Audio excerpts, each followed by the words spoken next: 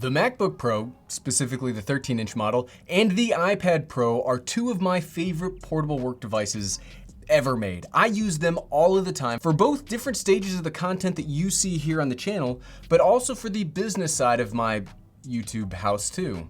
YouTube can be a house. On my recent follow-up video of the MacBook Pro 13, a lot of you asked for a comparison between these two tiny computers, and while I think that's gonna be a pretty tough undertaking, let's do it. So which of these two computers comes out on top as my recommendation for a travel/portable/work around the house computer?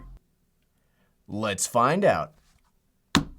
It's easier because it's an attached keyboard, right? What's up, everyone? I'm the Everyday Dad, and if I can figure it out, you can figure it out. Okay, so now that the enthusiasm of the intro is over, I'm starting to understand the severity of what we're trying to attempt to discuss today. Now, these are both great, but they're great in different ways, and those ways don't exactly line up well for comparisons, but if I can figure it out, you can figure it out. We're gonna figure out how to do it together. We're gonna do it the best way we can anyway. Oh, and now the background is gray. If you didn't notice, the background is gray now because I got sick of trying to properly white balance the blue. So it's gray.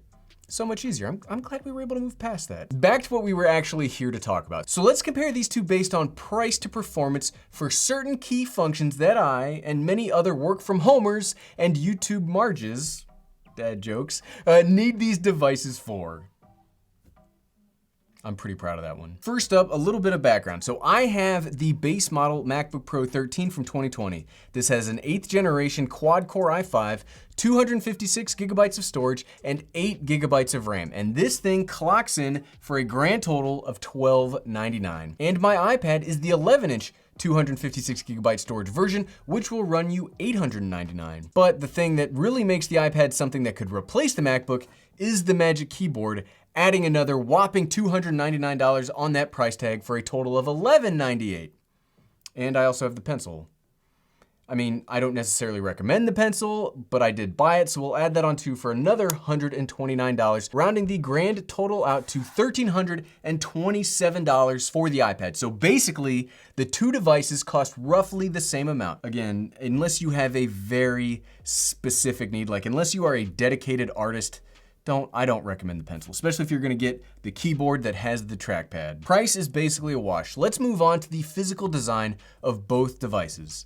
Obviously, one is a tablet and one is a laptop. So you will find double Thunderbolt 3 ports on the MacBook and a single USB-C, not Thunderbolt 3 port on the iPad. Though if you do have the Magic Keyboard, you do get an additional USB-C that you can use for charging. Yes, the 11 inches on the iPad is physically smaller than the MacBook, but when you combine the Magic Keyboard with the iPad, both devices weigh basically the same amount. I mean, holding them right here, you can't really tell the difference. So traveling with either will be basically the same thing. And let's quickly touch on the displays.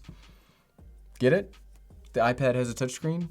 Both computers have a Retina panel of varying sizes, and honestly, both look fantastic. They're nice and sharp, very good color accuracy, and they are both, I would say that both of these devices are class leading in their respective, like if you're gonna compare a tablet to an Ultrabook, they both are class leading in their niches. I do prefer the design of the new iPad Pro screen. It has slimmer bezels compared to body size, and it just looks like such a sleek and modern piece of technology compared to the kind of standard and boring at this point MacBook Pro. That's not to say that the MacBook Pro looks bad. I mean, it's very professional looking. It's very aluminum looking. I mean, let's get some excitement around the physical design again of the MacBook Pro.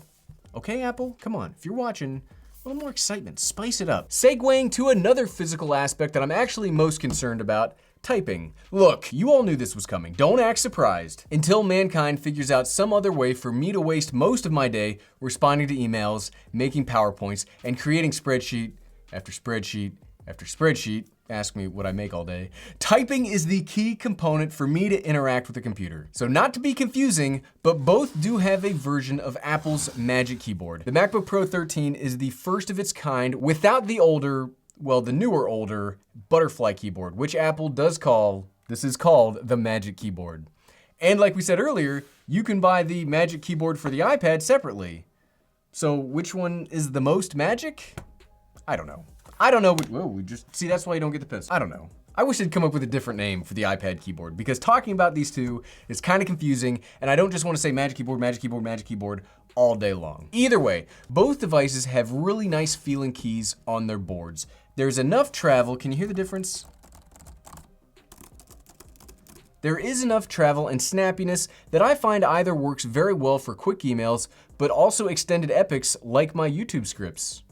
They're not epics, they're just really, really long slogs sometimes. But we do have to compare them. I said I would compare things in this video, and honestly, even though the iPad's Magic Keyboard is revolutionary for its particular device, but I do think the MacBook Pro 13 from 2020 has hands down the best typing experience in Apple's entire ecosystem. And while I haven't used every single Windows computer, I mean, I'm working on it. It takes some time to get every single Windows computer in here. Currently on the market, the MacBook Pro 13 that I've ever used is my personal favorite computer to type on. I can and have typed several papers, very long emails, YouTube scripts. I mean, I've typed all of that stuff, and I could absolutely type on this keyboard all day long. I love how refreshing it is to type on, and I never, ever get hand fatigue or wrist strain while I'm working on the MacBook Pro 13. This is the best. It's the best. The iPad is close and it's really good too, but my biggest gripe, the typing on this keyboard, is it's just a wee too small compared to the perfection that I find on the MacBook Pro 13.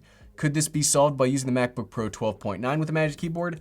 Maybe, but I don't. I have this. It's just, if I were judging this by itself, it's not bad, but compared to this, it is a wee too small. Next up is something that I only ever started comparing after conducting and attending so many virtual meetings over the last few months, the web camera. This part's kind of crazy to me because you'd think the more traditional computer would have the better web camera. Well, it doesn't. The MacBook Pro 13, in fact, all of Apple's MacBooks have a 720p HD webcam that just, it's not good. It's not good. I mean, yes, people will be able to see you in the meeting, so do you really need better than that? I think for the price of these devices, yes, you are justified for expecting more of the web camera, especially as these are called Pro devices. These aren't called lounging around at the house watching YouTube devices. MacBook Pro, iPad Pro. It should have a good camera.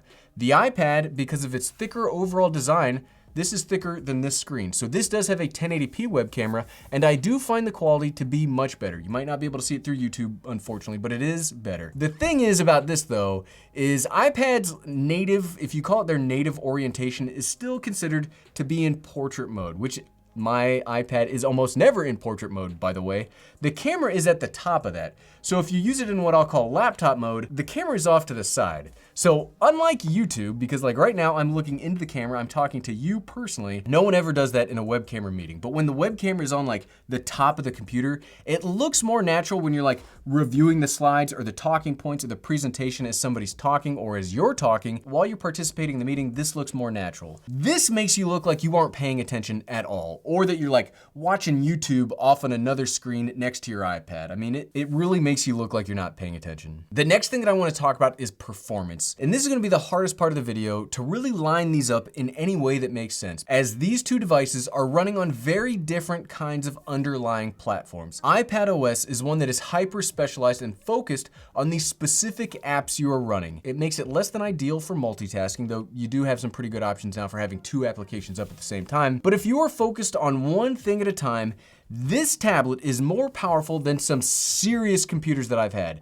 And I don't mean the $1299 MacBook Pro. I mean this thing in certain circumstances is more powerful than the $5,000 iMac Pro that I spent the last 2 years using to manage this channel. For tasks like photo and video editing, if you can learn the top tier apps that iPad OS has to offer, like Procreate, Affinity Photo, and LumaFusion, this is one of the best devices on the market.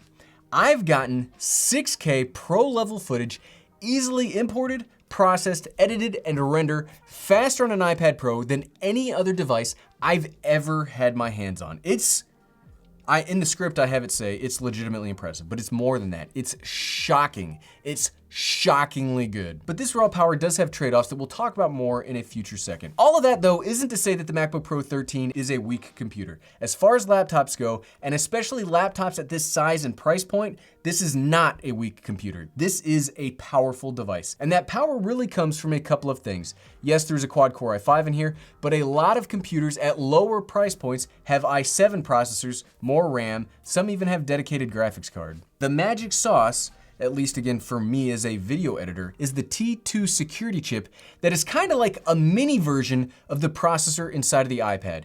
It gives this MacBook punching power way above its basic specs because it has a transcoding feature inside of it and helps while you're doing certain tasks. It's very surprising. It's very surprising. And last year when I used one of these primarily, it was very surprising to me just how capable the MacBook Pro 13 is as a portable YouTube powerhouse studio. Everything a YouTube channel could possibly need to do to survive or exist or thrive can be handled on this laptop. It's fantastic. But overall, when doing specific tasks, it will take longer, it will run way hotter, will not be as smooth of a process if you do it singularly on the iPad. But here's where things level out. Organization. The MacBook is running macOS, which is a traditional desktop experience that is what you are used to. I mean, we are all used to it if we've ever used a computer before. You can make folders anywhere, label them whatever you want, put all your files inside of them. You are in charge of the organization of your files and layout and processes inside of the MacBook Pro. iPads aren't like that. The iPad Pro is not like that. For starters, even with iPadOS 14, you are stuck with apps on the main screen. You can't put folders on the home screen. You can't put anything else on there. And even though the File app does give you some functionality, it's just not there yet. As much as I want it to be, there, it's just not there yet. The biggest pain in the butt of using the iPad for any kind of image processing of any kind, whether it's photo or video, or just transferring files, period, there is no progress bar when importing. So you just kind of have to wait. You just kind of have to wait and pray that the files are actually moving, because you could wait, and this has happened to me before, you could wait for a very long time just to find out that something's screwed up. That's the file system on the iPad is the biggest Achilles heel. When, and I did say when and not if, when this gets resolved into something functional, iPad will just be unstoppable. It will be unstoppable for travel computing needs. So as we're talking about travel and working from home and stuff like that, let's pull on that thread a little bit. Travel versus home use, or versatility of operation. The MacBook Pro 13 is one of the most versatile computers on the market today. With that power that we mentioned earlier, combined with its Thunderbolt 3 port, you can very, very easily take the MacBook from a small travel laptop and with one cable and a dock/dongle, you can turn it into an actual desktop computer with an external GPU, a monitor, external storage, all of the stuff. You can build so much around this device. It's just phenomenal. This is a phenomenal, just jack of all trades compared to the iPad's master of one. But the iPad does have a lot of versatility on its own, even if it's in a different way. For starters, you can just take it off the keyboard. And now you have a tablet that's insane for consuming content much more enjoyably than anything the MacBook. If you want to consume content on the MacBook, it's way better. This is just way better on the iPad. Look, it's just small. It's awesome. I love watching YouTube videos or watching movies from my iPad. But if you were talking about more of a working from home solution, the USB-C port, while not Thunderbolt, does have some pretty good functionality on its own. You can get an HDMI dongle allowing for monitor setup, and with iOS 13, you have the addition of Bluetooth keyboard and mouse support.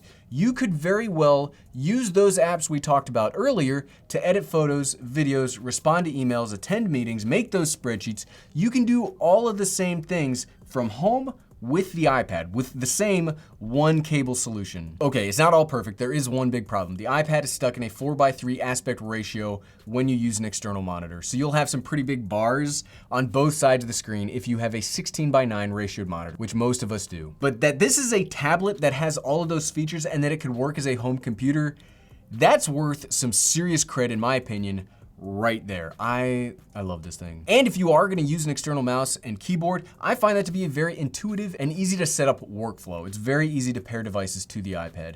Their individual gestures or functions remain the same too. If you're using something like the Apple Magic Mouse, it allows for scrolling in multiple directions. It's great. All the niceness aside, but at the end of the day, so what, right? You came here to have me pass judgment on these computers and recommend one to you. And that's what we're gonna do.